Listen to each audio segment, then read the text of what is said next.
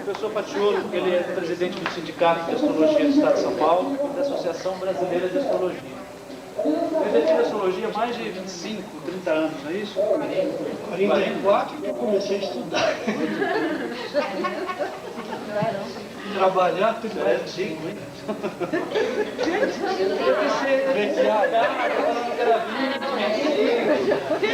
Ninguém fica fazendo contas aí, da idade dele. Prazer estar com vocês nesse ambiente agradável, limpo, buscador da verdade, e desse grande amigo e pesquisador sério de astrologia que é o Jorge. Nós estamos muito contentes e sempre estamos prontos a ajudar nesse trabalho, porque vocês merecem o Jorge muito. Bem, eu acho que a mim, ao filo, coube falar de embrulhada astrológica. Né? Falar de nó, de ponto de fortuna e de nó lunar, não é fácil. Não é fácil porque existe uma terrível controvérsia, existe muito, digamos assim, muito trabalho picareta a respeito, muita analogia inventada e copiada à saciedade. É comum no meio astrológico mais sem vergonha de ficar copiando um livro do outro e ninguém faz pesquisa nenhuma. Isso é muito mal para a astrologia. Nós achamos que todo astrólogo sério tem o dever de deixar alguma contribuição. Faça uma pesquisa, reúna dados. Isso aí não dá dinheiro, viu, gente? Esse é o grande problema. E astrólogo sério não se preocupa tanto com o dinheiro. Ele vive mal, mas ele deixa algo de bom e de sério. Agora, quem está preocupado em ganhar dinheiro não tem tempo de fazer pesquisa. Compra um programa de computador e sai rodando astrologia por aí sem entender pílulas, alimentando o computador errado. Né? Então, é o grande problema. Depois nós vamos falar um pouco sobre o sindicato no final, o Jorge vai acenar, sobre os problemas da classe e tal, e o que todos nós podemos fazer para ajudar. Mas nó lunar não deixa de ser um problema sério da astrologia. Porque pesquisa séria mesmo tem muito pouco. Alguns astrólogos franceses emitiram o parecer de que onde não tem nada no espaço, não deveria se perder tempo fazendo previsão. Por exemplo, tem um astro no espaço, um corpo no espaço, um planeta, então você pode fazer o seu trabalho, fazer a verificação, e aí você vai reunir algum dado sério a respeito. Mas lá onde ocorre o foco do nó lunar, não tem nada no espaço visível. Eu acho que nem tanto ao mar, nem tanto ao céu ou à terra, né? O astrólogo que falou isso não pensou para falar, e foi um grande astrólogo francês. Aliás, uns 3 grandes astrólogos franceses. Por que está errado também achar que não tem nada no espaço lá e dizer que não dá para prever nada, não vão perder tempo com isso? Porque existem focos cósmicos que são produzidos pela imantação e pelo circuito magnético que está sendo feito pelo corpo que está caminhando no espaço. Veja bem, por que a eclíptica é tão forte? O caminho que a Terra faz, que para nós aparentemente é o Sol, mas na realidade é a Terra. Por que é tão forte? Porque a Terra todo ano magnetiza aquilo. Imagina hoje, se você sai de um lugar e tem aparelhos especiais, pelo calor que ficou naquele ambiente, dá para saber que tinha uma pessoa naquele lugar. Tem aparelhos hoje que fazem isso. Imagina um planeta como a Terra. Onde ele transita, ele gera um campo de força tremendo. E onde a Lua caminha, ela também vai gerar outro campo de força. Onde caminha Marte, eles não estão no mesmo plano, porque cada um tem uma inclinação. Cada planeta tem uma inclinação, alguns têm 2 graus, outro 0,30, outro é 7, e assim por diante, né? Plutão que tem 17, e cada um deles cada um deles está num determinado plano. E cada um desses planos está tremendamente magnetizado pelo trânsito desse corpo celeste, sempre naquele lugar ou um pouquinho mais acima, porque é elíptico, né? Não é circular, o caminho dos planetas é elíptico. Então falou bobagem quem disse que não tinha um corpo no espaço lá e que lá não poderia fazer previsão nenhuma.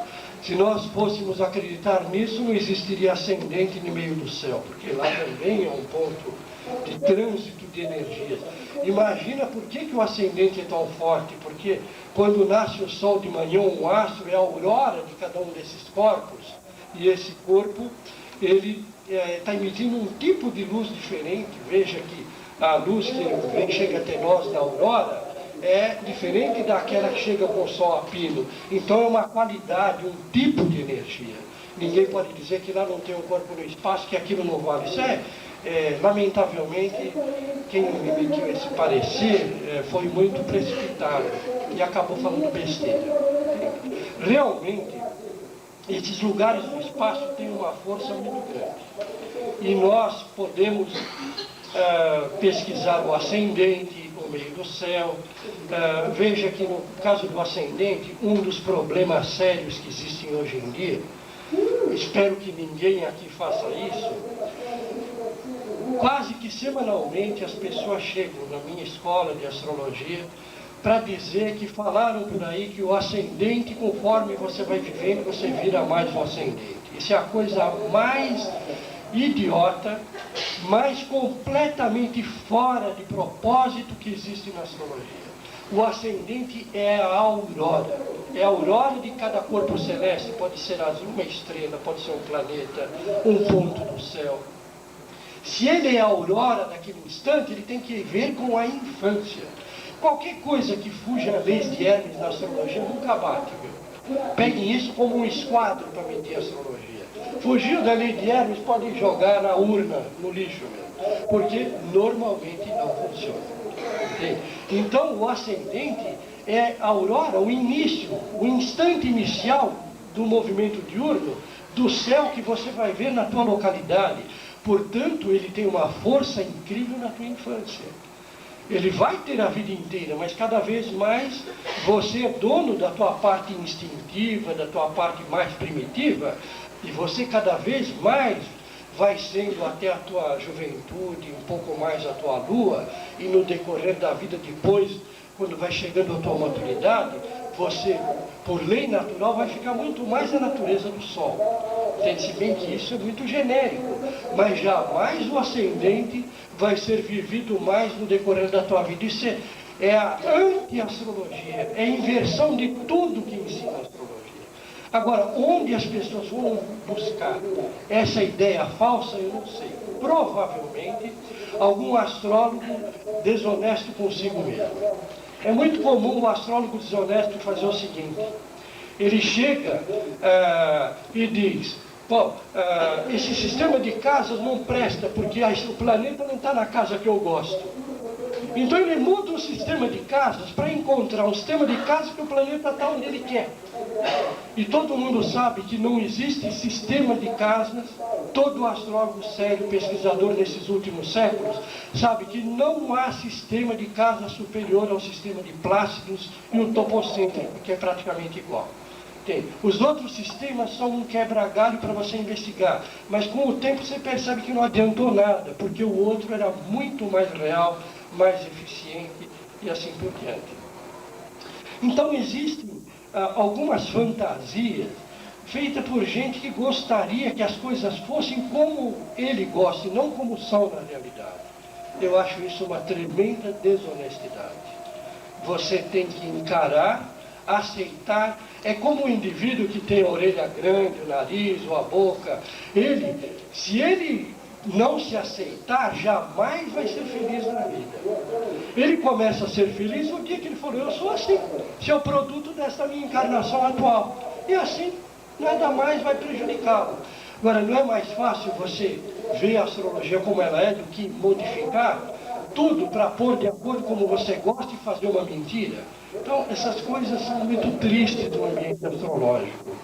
O astrólogo tem que, em primeiro lugar, ser honesto consigo mesmo. E primeiro investigar o existente para depois passar a investigar o não existente. Fazem ao contrário, talvez primeiro investigar o que não existe e perdem todo o senso da realidade, perdem os pés na terra. É aquela velha máxima dos antigos, literalmente nas coisas superiores, os olhos no caminho, os pés na terra. Tirou os pés da terra, você começa a fazer besteira. Não tem como. Aí também tem o problema da astrologia na atualidade, que tem sido sempre questionada, inclusive é uma das coisas que os alunos perguntam, a astrologia em relação aos outros sistemas de previsão. A astrologia, gente, é uma ciência do mundo físico, do mundo real. Você não pode empurrar os planetas no espaço. Qualquer astrólogo sério vai calcular a mesma coisa, apenas o enfoque será um pouquinho diferente pela experiência de cada astrólogo. Mas os dados nos quais ele vai arquitetar o seu trabalho têm que ser exatamente os mesmos. Não há condição de você alterar o trânsito de Júpiter, de Saturno, do ascendente. Então a astrologia é uma ciência lenta, mas ela é segura. Essa é a diferença dos outros sistemas de previsão. Ela é lenta, você não pode modificar as coisas, você pode modificar no sentido alquímico, como a Vera acabou de falar na palestra dela. Mas você não pode modificar o quadro que te dá a interpretação do mapa, é impossível. Ele é o mesmo. Vai depender da experiência de cada astrólogo, extrair dali o máximo, entende? Aí é a questão do preparo de cada um.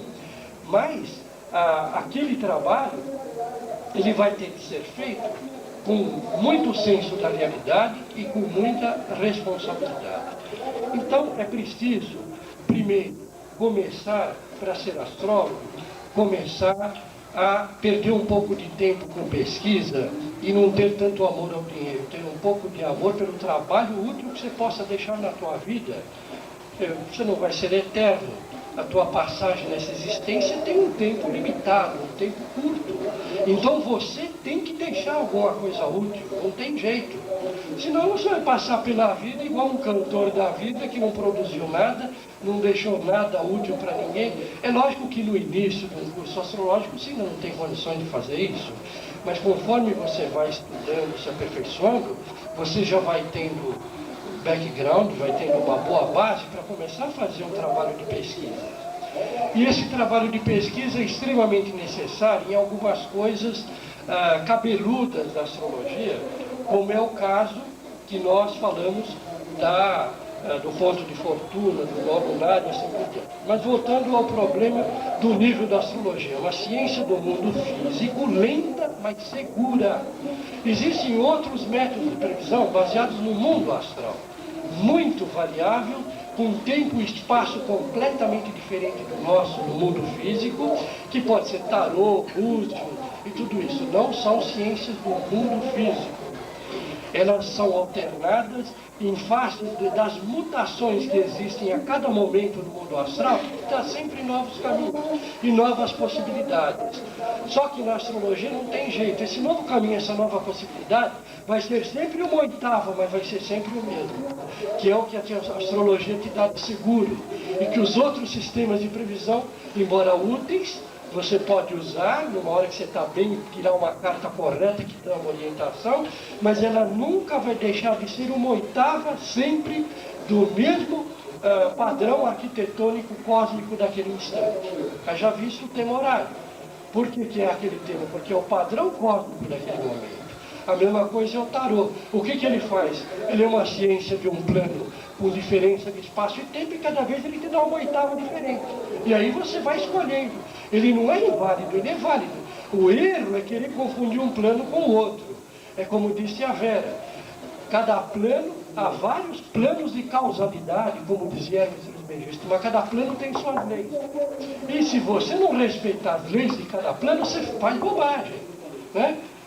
chuta o jogador do outro time, joga ele no chão e vê se você não vai ser expulso do campo no jogo de futebol. Por quê? Porque as regras do jogo de futebol são as regras do futebol. As regras da astrologia são regras do mundo físico, os planetas são reais, ou então é um corpo no espaço, ou ainda então um campo de força, de energia, como é o caso, né, do lugar onde se dão os nós lunares, né? Mas isso tudo nós vamos deixar assim como pano de fundo para não perder o rumo da nossa palestra essencial, que é falar sobre os nós lunares. Bom, o que se diz sobre os nós lunares na tradição ocidental? Na tradição ocidental se diz que nó lunar é o lugar onde a Lua cruza a órbita da Terra, e aí você tem, digamos assim, o nó norte, quando ela vai do sul para o norte, que é a cabeça do dragão, o nó norte, e quando ela cruza do lado oposto, e ela vem do norte para o sul, em termos de, digamos assim, de relatividade espacial, e aí você tem o nó sul. O que diz essa tradição? O nó norte é uma maravilha. Ele é tudo que há de bom e da natureza de Júpiter. E o nó sul é tudo que há de ruim, ele é da natureza de Saturno, e tudo que há de mal no universo você vai encontrar no nó sul. Aí você se pergunta, será que isso é verdade? Será? Será que se pode confiar no que essa gente falou? Se você pegar trabalhos sobre os nós nos livros, você vai ver que todo mundo copiou de todo mundo antes. Sempre a mesma ladainha, a mesma arenga, quer dizer, o nó norte é da natureza de Júpiter, o sul da natureza de Saturno, e não sei o que, e tal. E pega outro livro, ele copiou do anterior também, e assim vai. Assim você vê séculos de cópia de um do livro para o outro. E nós, querendo trabalhar e fazer um trabalho útil para a astrologia, somos vítimas dessa gente que serviu apenas para manter a tradição, mas que não trouxe o que havia de melhor nessa tradição, nem sempre. Às vezes, nos bons livros trouxeram. Nos maus livros, deixaram o que havia de pior. Então, o que você pode concluir a respeito da tradição ocidental no geral? Tem alguns poucos trabalhos bons, mas na sua grande maioria são ruins. Você pode concluir que eles são, na sua grande maioria, de má qualidade e inúteis para o trabalho do astrólogo. De onde veio essa onda de que o nó norte é ruim e o nó norte é bom e o nó sul é ruim? Quem será que inventou isso? Se você estudar um pouco a história, você sabe que a nossa civilização judaico-cristã, ela vem de uma sequência do Sol peregrino, que vem do leste, né? Os países do Extremo Oriente, a China, a Índia, aí foi vindo para o Oriente Médio até chegar para nós. Tanto é que nós somos descendentes em língua das línguas europeias que são de raiz indo-europeia.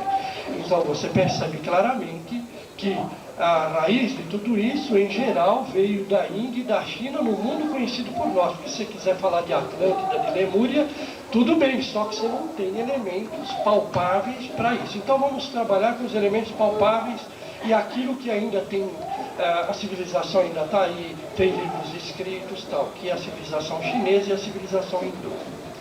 Na civilização chinesa e na hindu, você tem essa história de que o nó norte é bom e o nó sul é ruim, como a cabeça do dragão e a cauda do dragão. Né? Na Índia, a cabeça do dragão é chamado Rahu, com R-A-H-U, e a cauda do dragão é chamada de Ketu. Cauda, né? E por que será que eles inventaram? Vocês já tiveram a curiosidade de ler um livro de astrologia hindu? Existem duas astrologias hindus. O povo vive enganado aí. Existe uma astrologia hindu que é parecidíssima com a nossa, baseada nos planetas nas casas, nas mesmas 12 casas e nos ângulos formados entre os planetas, que é a boa astrologia hindu. E existe uma baseada em períodos, subperíodos e interperíodos, que é uma verdadeira calamidade que não tem base alguma em coisa alguma. Então, você encontra, digamos assim, na astrologia hindu, dos períodos, subperíodos e interperíodos. O período planetário do Sol dura 6 anos. Alguém encontrou algum ciclo do Sol de 6 anos? Desculpa, viu? Eu estou perguntando não, porque pode ser que eu não conhecia. Eu não conheço. Com tudo, 44 anos de astrologia, eu não conheço nenhum ciclo do Sol de 6 anos. A única coisa de 6 que eu conheço do Sol é a tradição cabalística do Sol, que é a Sefira de Tiferet, que é o Sol na árvore sefirotal. Única coisa. Agora, de número 6 tirar 6 anos, é muita. É um pouco meio muito, como diz a Vera. Não dá para extrair grande coisa disso. Aí vem a astrologia hindu, diz, o período da Lua é de 10 anos. Alguém sabe como é que se conseguiu um período de 10 anos para a Lua? O período de Marte é de 7 anos. Meu Deus, de onde foi que eles foram buscar um período de Marte de 7 anos? O período do Norte é de 18 anos. Esse tem sentido.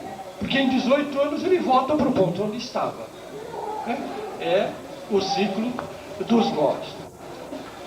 O período de Júpiter é de 16 anos. Vocês conhecem isso? Que eu sei, Júpiter é perto de 12 anos. E olhe lá. Agora, 16 anos para um ciclo de Júpiter não é nem ele mais a metade. Nem sequer ele mais a metade. Um ciclo de Saturno dura 19 anos. 29, tudo bem, mas 19. Um ciclo de Mercúrio, 17 anos. É outro, né? O ciclo, vejam bem agora, hein? O ciclo da cauda do dragão é de 7 anos. Como é possível divorciar a cauda da cabeça? Pois uma passou aqui agora, a outra passa quase exatamente no ponto oposto, não exatamente no ponto oposto, porque tem um pequeno deslocamento, mas é muito pequeno num ano. E como é que eles conseguiram dar 18 para um e 7 para o outro? O ciclo de Vênus é de 20 anos. Se vocês me disserem que um ciclo de conjunção Júpiter-Saturno é de 20 anos, e que aí você tem a tradição maia, a tradição asteca, que são os ciclos das rodas catúnicas e tudo mais, que nada mais são do que ciclos de Júpiter-Saturno, tudo bem, você encontra um ciclo. Agora, sabe o que me parece aqui? Que quem inventou isso foram os folcloristas, igual esses que escrevem no jornal e todo dia inventam astrologia. Porque vocês sabem muito bem que é impossível fazer previsão diária de signo. Então eles inventam astrologia. Para não precisar calcular, não ter trabalho, inventaram uma sequenciazinha. E aquela sequência multiplicaram por algum número, possivelmente de acordo com o gosto do fulano que fez isso, e foram criando. Vocês não acreditam o que tem naqueles livros quando se fala da cauda do dragão. É só desgraceira, gente. O sujeito vai perder a família inteira, perde o emprego, aí não sei o quê. Aí ele cai do cavalo, se arrebenta e não sei o que lá. É inacreditável o que tem de monstruosidades na falsa astrologia hindu dos períodos, subperíodos e interperíodos. Né? Essa mesma goiabada fizeram com biorritmo. De onde eles extraíram o biorritmo?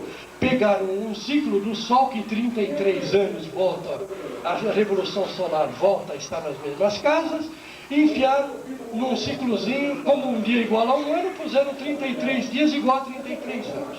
Aí pegaram o ciclo da Lua, puseram 28 dias, né?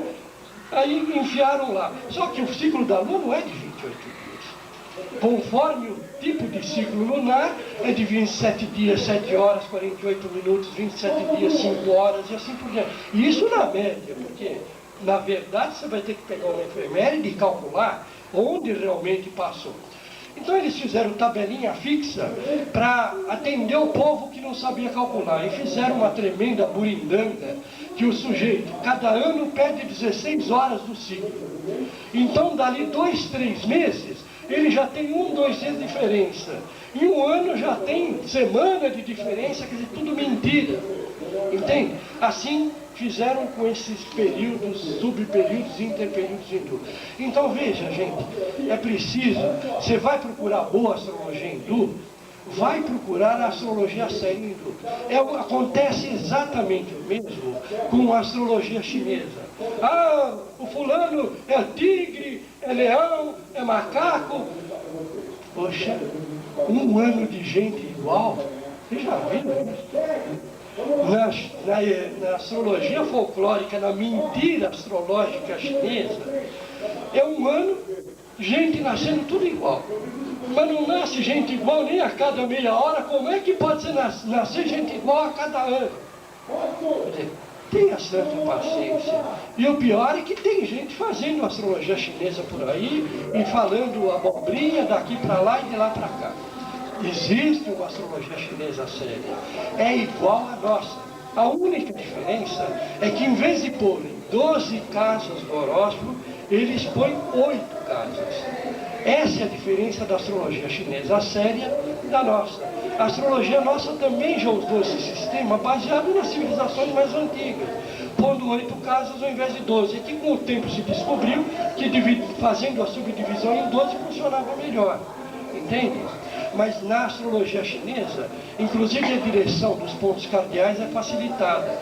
Tanto é verdade que a astrologia verdadeira chinesa se baseia nessas 8 casas, que tanto na Guerra da Coreia, quanto na Guerra do Vietnã, os militares americanos tiveram que mandar militares estudarem a astrologia chinesa para poder antecipar o que eles iam fazer. Porque eles se baseavam naquele sistema de 8 casas, com os planetas e tal, para escolher a direção das coisas.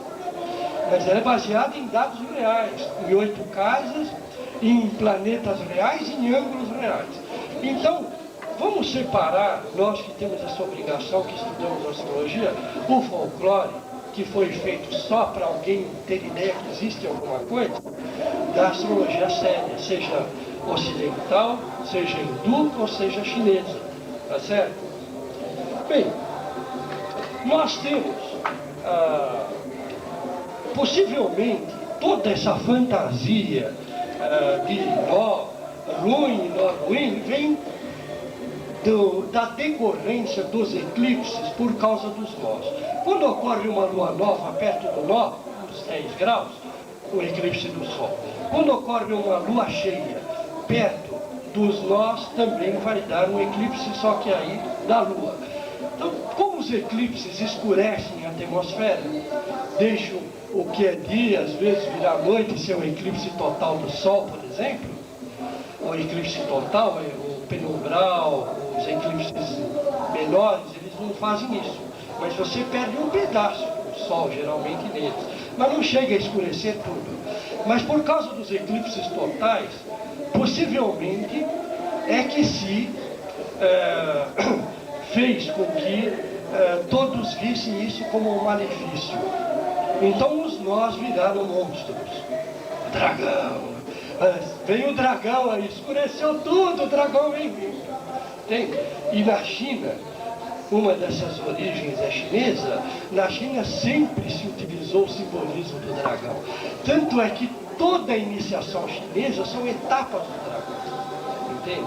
Então, só que o iniciado sabia o que era o dragão, o povo não, o dragão é um monstro. Entendeu? Até há pouco tempo teve um filme aí sobre o dragão, né? Como é que é o nome daquele filme? O Coração do Dragão. Vale a pena assistir. Você vê que o coitado do dragão não era mal, coisa nenhuma, todo mundo via que ele devorava a gente, não sei o que. É bem simbólico o filme. Na realidade, no fim do filme, ele diz, não, mas eu nunca fiz mal a ninguém, nunca devorei ninguém. Quer dizer, está bem dentro dessa tradição que considera o dragão um monstro terrível por causa dos eclipses. Bem, então está aí a origem provável, quase certa, de por que a cauda do dragão virou um monstro assim. Mas curioso é que eles escolheram a cauda, né? Por que será, como a cabeça também causa eclipse, por que será que não fizeram as duas serem ruins? É por causa da história do maniqueísmo, né? Tem que ter sempre o bem e o mal, a luz e a sombra, e assim por diante. É uma tradição antiquíssima do maniqueísmo do bem e do mal. E aí ficou essa tradição torta, errada, assim por diante. Então diz a tradição o seguinte, que quando a cabeça se encontra junto com um bom planeta, ou uma estrela fixa de boa influência, que ela aumenta consideravelmente a força da previsão. Quando a cauda se encontra em conjunção com um planeta maléfico ou uma má estrela, os males anunciados são especialmente maus. Mas por que a cauda? E se o nó está com um planeta ruim, um lugar ruim, por que ele não é ruim? Vocês perceberam a invencionice? Se o nó tiver com um planeta ruim ou uma estrela ruim, ele também não vai ser bom. Agora escolheram, por uma questão de dividir entre bem e o mal, escolheram que o nó sul, junto com o mau planeta, uma estrela que seria ruim. Vê o absurdo. Quando ele está... os males, ele é o seguinte, que os males anunciados são muito fortes quando o nó sul ou descendente está na cúspide do meio do céu da quarta casa. Depois vocês me lembrem que nós vamos ver quanta gente aí tem o nó sul no meio do céu na quarta casa. No horóscopo da Blavatsky, por exemplo, o Sol está em conjunção com o nó norte. Os astrólogos americanos falam dos efeitos do eixo nodal sobre a saúde. Os europeus falam da influência psíquica ou kármica. E hoje virou moda, então, tanto na Europa como nos Estados Unidos, o nó virou horóscopo kármico. Em completo desacordo com o que ensinou toda a tradição hermética. Sob esse ponto de vista, o nó sul ou a cauda do dragão representa, segundo eles, uma porta aberta. Enquanto o nó norte representa uma porta fechada. Não dá para entender isso aqui. Porque se o nó norte é a cabeça, e o norte é considerado cabeça, o impulso inicial deve ser uma porta aberta, não fechada. Então, para entender isso, então o nó sul que deveria ser a porta fechada e o nó norte aberta. Você vê como ninguém sabe o que está falando. É besteira atrás de besteira, asneira atrás de asneira. Então seria o nó norte um ponto de bloqueio. E que a dificuldade deve ser superada se você quiser evoluir. É igualmente possível colocar o nó sul em analogia com uma herança do passado, como um portador de hereditariedades pessoais, tanto no plano psicossocial como no plano espiritual. Do mesmo modo, o nó norte pode estar em analogia com um projeto dominante da existência presente, com a sua origem no conjunto dos desejos insatisfeitos nas vidas precedentes. Veja, eles se preocuparem em ver a vida passada para o nó, esse é o grande problema. Nem sequer viram que influência tinha o nó aqui, o cara já está vendo que ele nem vê que é a vida passada. Vê só o absurdo, gente. O sujeito nem sequer viu que efeito tinha o nó na vida presente. Ele já chutou lá em cima na vida que ele não vê, não tem dado algum para comprovar e assim por diante. Quanto ao karma, o nó sul mostra o que fomos na última vida. O nó norte indica o caminho a percorrer, o esforço a ser feito, a tarefa a cumprir, para tirar partido de nossas experiências ou de nossos erros passados e cumprir nosso karma. É só aqui que tem algum sentido. Tá? Porque o nó norte e o nó sul tem mais ou menos o mesmo sentido que o sol nascendo no horizonte. Ele faz o seu curso visível e depois ele cai do outro lado e não é visto. Aqui tem uma analogia com a lei de Hermes, essa tem sentido. É a única praticamente daqui que tem sentido. Depois a gente volta. Na tradição karmológica, digamos assim, os eixos ligados às vidas passadas e os nós dizem o quê? O eixo casa 1, casa 7 diz ele e os outros, eu e os outros, né? Então, digamos assim, eu não vou falar tudo, senão nós vamos perder um tempo enorme com chutologia. Diz, o nó, então é ele e os outros. O nó sul na casa 1 e norte na 7ª, da egoísmo, pensou mais em si mesmo, deve agora pensar no próximo e levar uma vida mais pública de interesse coletivo. Né? O inverso, o nó sul na 7ª e o nó norte na 1ª, a pessoa deixou-se guiar pelos outros, se dedicou demais ao casamento, agora deve assumir a sua independência, conhecer a si mesma, sem forçosamente apoiar-se no mundo exterior. Isso é o que a gente chama de orientação picareta de um astrólogo. Quando você fala uma coisa dessa para o indivíduo, você está desorientando ele. Pois a vida é totalidade. Ele tem tanto que cumprir sua meta, como cuidar da sua família, cuidar do casamento e da vida como conjunto. Mas para ficar fazendo vários textos e chutando, o cara vai inventando, só que só inventa besteira, que serve para todo mundo. Quando na realidade devia fazer. O que é a astrologia? Uma ciência holística, ela é integrativa, ela vê a vida como conjunto. Ela não pode dizer, você na outra vida cuidou de todos, agora vá para a floresta, vira yogi, tesouro e vai tratar de você. Nada mais errado.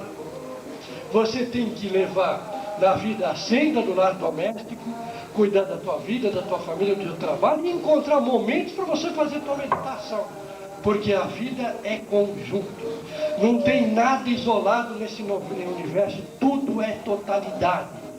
Aí vem o indivíduo e diz, eu só faço astrologia holística, eu não tenho nada a ver com essa coisa que vem da lei de Hermes, que é tudo coisa obsoleta do passado,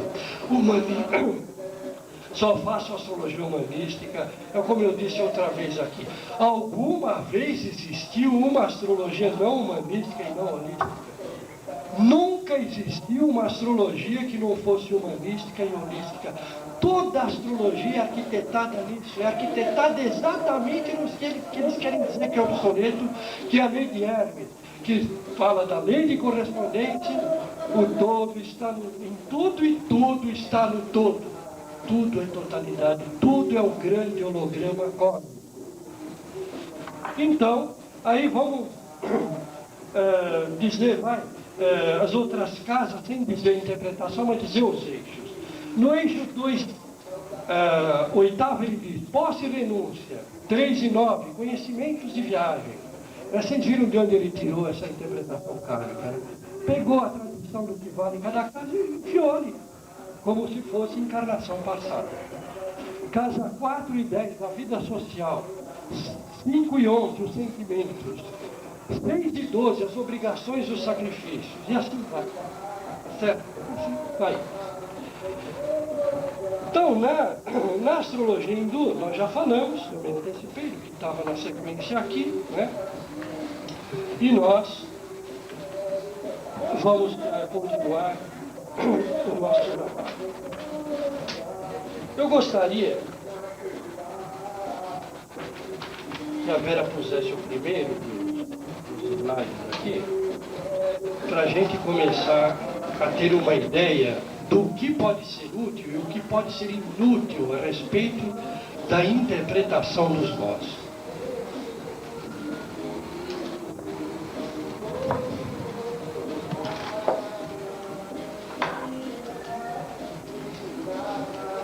Só para terem a ideia, primeiro põe a eclíptica, o azul com o verde, numa situação em que o Equador fique no plano horizontal. Isso. Depois nós vamos ler o que está escrito. Dá para focalizar melhor? Está um pouco desfocado. Tem algum lugar aí que deve... Aqui.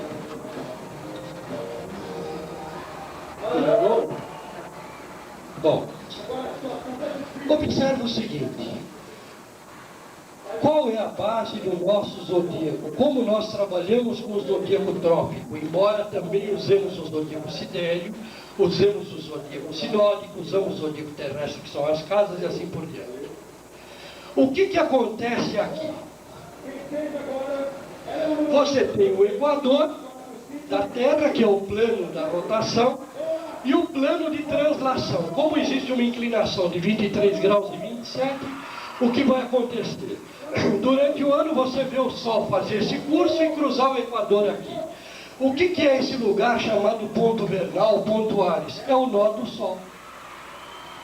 Assim como você tem o nó lunar, você tem o nó solar. Se você puser um movimento verdadeiro, você teria que pôr o nó da Terra. Mas para nós fica mais fácil, para efeito de visualização, ver o Sol do que a Terra. Os astrônomos também usam isso, que facilita. Então aqui você teria um nó norte do Sol, porque veio do sul para o norte, e lá você tem o nó sul, que seria a cauda desse nó solar, que vai de norte para o sul. Assim, você tem o ano trópico. Cada vez que o Sol passa pelo seu nó ali, ele dá a volta. Quando ele chega de novo no nó, você tem um ano trópico, que não é de 360 graus, por causa da precessão dos equinócios. Então você tem 50 segundos e 26 centésimos menos. Põe agora o texto aí mesmo, só pôr na horizontal o texto. Então veja bem, você tem os vários tipos de ano. Tem o ano trópico, que são 2 passos consecutivos do Sol pelo Áries, que dura 365 dias, 5 horas, 48 minutos, 47 segundos e 5 décimos, e retrograda 50 e 26 por ano. O ano anomalístico, que vai de periélio a periélio, que aí você pode fazer um outro zodíaco, que seria um zodíaco anomalístico. Todos eles são iguais. O início chama sempre Áries, é cabeça, impulso inicial, e assim por diante. Você vai sempre dividir por 12 e tal.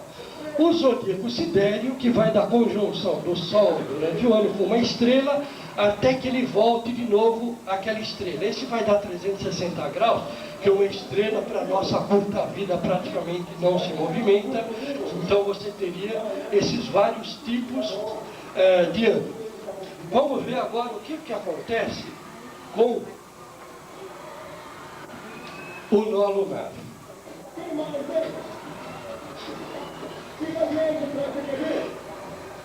Peguem sempre, gente, aquele esquadro, compasso e a régua de Hermes Trismegisto.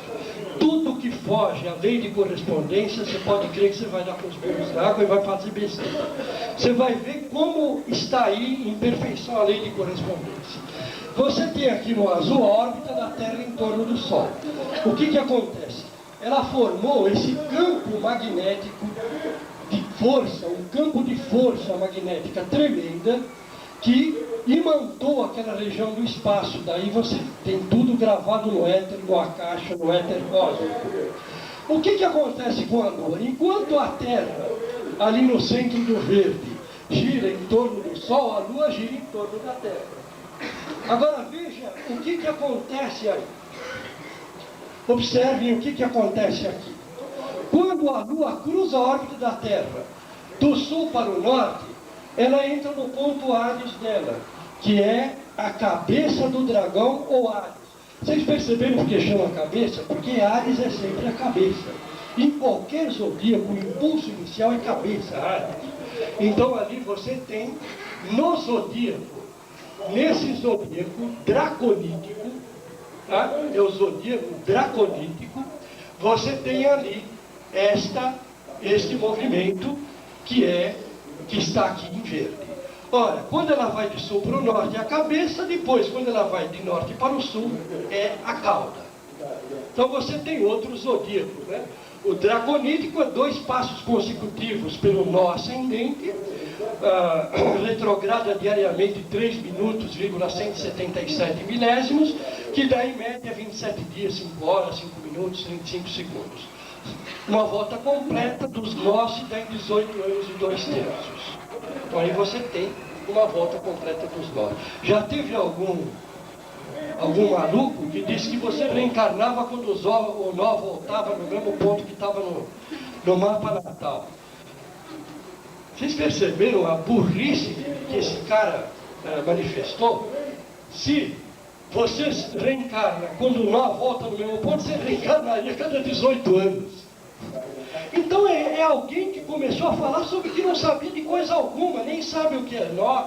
É muito ruim a gente dar aula de astrologia sem dar base astronômica, porque as pessoas ficam falando abobrinha, não sabem a essência, a base das coisas e só sai bobagem. É aí que a pessoa não entra em sindicato, não quer fazer parte de associação, que ela tem que respeitar uma ética, um trabalho sério, aí não interessa. Aí não interessa. Então você tem os outros tipos de e-mails. Ajeita ali para se ver essa parte, velho. Isso. Aqui você tem os outros tipos de mês. O mês sidéreo, que dura 27 dias, 32,17. O mês trópico, que dura 27 dias, 32,16. O mês anomalístico, que é de perigeu até perigeu. A Lua chega mais próxima da Terra, até que ela volte de novo a estar mais próxima da Terra. É outro mês, que é, no caso aí, o anomalístico e o sinódico, que é quando ela volta à conjunção com o Sol. Tudo isso são zodíacos, gente. Por quê? Porque zodíaco na astrologia quer dizer ciclo vital. Ou em qualquer lugar onde você possa observar a lei de Hermes e a repetição de um ciclo vital, você pode crer que ali está um zodíaco. Nós já falamos uma outra vez. Se você quiser pegar em qualquer lugar, na própria Terra, em termos civis, você pode fazer um zodíaco começando em Greenwich, dando a volta e de novo lá. Ele vai funcionar em termos do ano civil, que está aí, que você pode começar 1º de janeiro, ou aí sempre tomando por base o meridiano de Greenwich, e assim por diante. Então a noção de zodíaco não pode ser esquecida na astrologia, de ciclo vital. Tem milhares de zodíacos. É lógico que nós vamos usar os principais. Por que o principal é o do trópico? Porque o Sol é o centro do nosso sistema, ele é mais forte que os outros. Então a gente deixa esses zodíacos como secundários, mas não inúteis, eles têm um grande valor. Tanto é que se você fizer pesquisa nele, você vai encontrar sempre elementos que confirmam a previsão que você viu nos outros zodíacos. Então vocês viram o que significa isso? Põe de novo no centro aquela parte. O que significa isso aí? Significa o seguinte, que a única coisa séria que existe a respeito de nós lunares, veja bem, isso não é o fatiolo, está ali a natureza mostrando para vocês. Tá? Separem o fatiolo que está falando e olhem o que está acontecendo ali.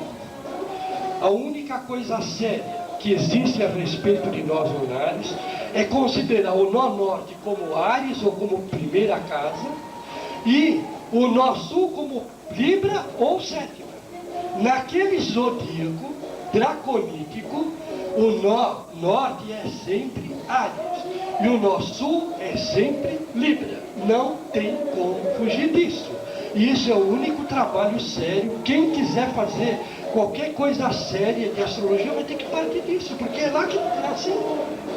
Não adianta você querer fazer uma coisa que não existe. Você vai pesquisar nó, o que é o nó, e não o que não é o nó. Tá certo? Então aí você vai...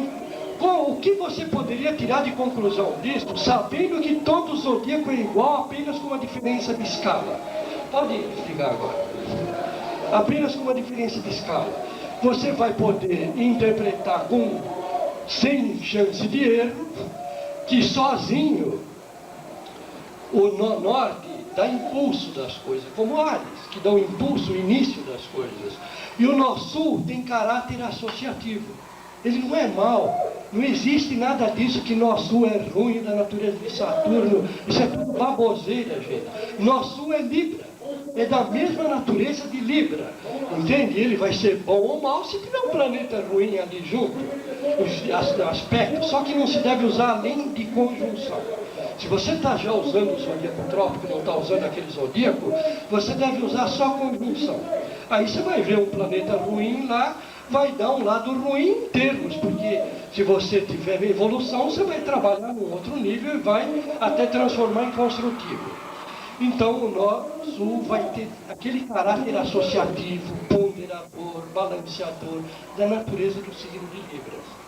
O que se notou numa pesquisa séria a respeito dos nós? Por que eu não trouxe aqui um monte de texto estatístico sobre os nós? Porque porque ele não vai agir diferente da natureza do planeta que ele está junto. Não precisa trazer um tremendo texto aqui. Se o nó estiver junto com Marte, esse Marte estiver bem, ele vai te dar toda aquela energia que pode ser construtiva ou destrutiva, conforme esse Marte está ou conforme a tua evolução. For da natureza de Saturno, vai te dar maturidade, capacidade de esperar, paciência, tal, ou ficar um enchedor de saco, cri-cri, que fica pondo obstáculo em tudo pelo lado mal de Saturno. Não precisa nem. Cada planeta junto vai dar a sua tônica, é ele que está junto com o nó para dar a tônica dele. Agora, o nó em si, o que se notou de fundamental no efeito deles? Tomado ele isolado, sem olhar planeta com ele no radical, que isso qualquer um de vocês pode tirar a conclusão direta, é simplesmente uma conjunção e tira do planeta que está junto, não tem como errar. Né? Apenas na tradição ocidental se diz que quando o nó norte está em conjunção com o ascendente, que aumenta a estatura. É e não é verdade. Eu acho que isso é um pouco forçado. Alguém que viu isso esqueceu que Júpiter estava junto, né? Que aumenta a estatura. Então, nunca isso se confirmou tanto. Eu tenho o nó norte em conjunção com ascendente, não sou tão alto. Tenho um médio, 1,72 m. O Fernando Henrique tem, ele também não é assim alto. E vai daí, né? Então, o que se notou? 10 minutos? O que se notou é que quando você tem o teu nó junto com o significador da outra pessoa, dá associação. Você vê a natureza associativa dos nós. E o curioso é que mesmo o nó norte dá isso também, não é só o nó sul. Vamos supor, você vai fazer uma firma com o Feliciano. Aí você olha o teu mapa do Feliciano e vê que o teu nó, ou norte ou sul, dá no mesmo, não tem diferença alguma para o mundo das relações. Você vai ver que o teu nó está junto com o sol dele, ou com o ascendente dele, ou com a lua, ou com o meio do céu. Ou então o inverso, que o nó dele está junto com os significadores teus. Isso é assim fundamental, não quer dizer que é 100%, mas dá um índice de frequência muito grande para perceber que aquilo é forte, que aquilo é realmente uma posição forte, né? Então, a partir de hoje, pesquisem o nó no sentido do que ele é. Procurem observar sempre o mundo de relação, dá para vocês provarem. Peguem firmas que você abriu, de repente você vai ver que a firma que você abriu tem um nó junto com o significador teu, ou o nó teu está junto com o significador da firma. Isto é comuníssimo. Mas fora disso, interpretem realmente como um zodíaco, e nó norte é Áries e o nó sul é Libra. É a única coisa séria que se pode fazer a respeito dos nós. Por quê? Porque os eclipses se dão nessa órbita. Então você já tem um precedente que te dá base. Você põe em 10 graus tranquilo para a conjunção. Não perca tempo vendo o aspecto, gente. A não ser que o planeta que está em conjunção com ele está em aspecto. Aí você vai realmente fazer isso. Agora, veja bem. Para a gente fazer isso, para você fazer uma pesquisa séria sobre os nós, o que você tem que fazer? Observem aqui. Cada um desses é um horóscopo. Veja bem. Aqui tem 254 mapas de pessoas famosas com o nó e os planetas do mapa delas. É a única maneira séria de você fazer uma pesquisa sobre os nós. Reunir muita gente e comparar os nós que eles têm com os planetas, ou o ascendente, ou o meio dos céus. Só por curiosidade para vocês, eu vou mostrar algumas das mentiras existentes a respeito dos nós. Dizem que o nó norte é bom, né? E que ele é da natureza de Júpiter. Houve uma tragédia Eu vou procurar qual tragédia ela é, vamos ver se eu lembro qual que é. Uma dessas tragédias que acontecem comigo aí, tragédia número 4, ele estava a 17 de Escorpião, em conjunção com Vênus a 14 de Escorpião, e em conjunção com Júpiter a 15 de Escorpião. Vocês viram como é maravilhoso, né? A natureza de Júpiter faz aquilo que eles dizem, tudo ao contrário, tá certo? Você pega, por exemplo, a tragédia número 2, nessa realmente você encontra o nó a 26 de Touro em conjunção com Saturno. Só que tem o seguinte, 26 de Touro está junto com a estrela Algo. Aí realmente você pegou um nó em conjunção com a estrela Algo e junto com Saturno. Tudo bem, mas vocês viram que pela tradição deles não adianta nada, porque estava com Júpiter e deu outra tragédia. Vamos pegar, por exemplo, o horóscopo do Faustão. Faustão aí da televisão e tal. Ele tem o nó no ascendente aí a 6 de Áries e o ascendente está 0 de Áries. Né? O nó do Augusto Comte, que foi o pai do positivismo, muito importante, porque o positivismo não é perfeito, mas ele fez uma luta contra o condicionamento religioso estúpido que existia antes, então ele veio para formar o equilíbrio, tá certo? O Augusto Comte foi importantíssimo na sequência filosófica da história humana. Ele tinha o nó sul em conjunção com Marte. Ele foi ruim? Foi ótimo.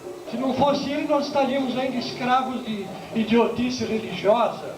Não estou dizendo que a religião verdadeira seja idiota. As idiotices religiosas que impuseram na humanidade durante séculos.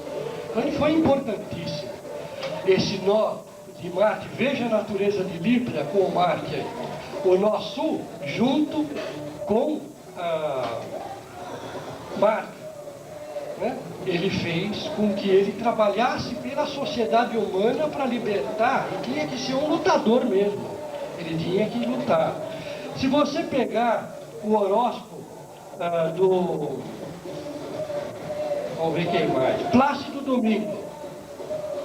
O Plácido Domingo tem o nó sul em conjunção com a Lua. Veja, dá uma tremenda popularidade, ele é super divulgado, porque todo mundo sabe que a Lua na 7ª divulga muito, né? Então, aí está mais uma vez a influência do nó sul com Libra, com 7ª casa, né? Você tem no horóscopo do Lee Majors, lembra do homem de 6 milhões de dólares? Ele tinha o nó norte em conjunção com o Sol, e o nó sul em conjunção com Saturno. Talvez o Saturno fosse o homem de metal aí, né? De matéria bruta, não carne mole, né? Pode ser a natureza de Libra, a natureza associativa, embora os dois em essência têm natureza associativa. É a pesquisa séria que vocês podem fazer. Vão pegando os horóscopos, peguem conjunções, interprete a natureza de Áries para o nó norte, a natureza de Libra para o nó sul, e aí vocês vão fazer um trabalho mais sério. Eu pergunto para o Jorge, para falar de sindicato agora ou deixa para depois? Nós vamos ficar aqui, então deixa a outra palestra correr, a gente vê se dá tempo. Bom? Tá bom. Então, minha gente está aí, procurem pesquisar, trazer mais...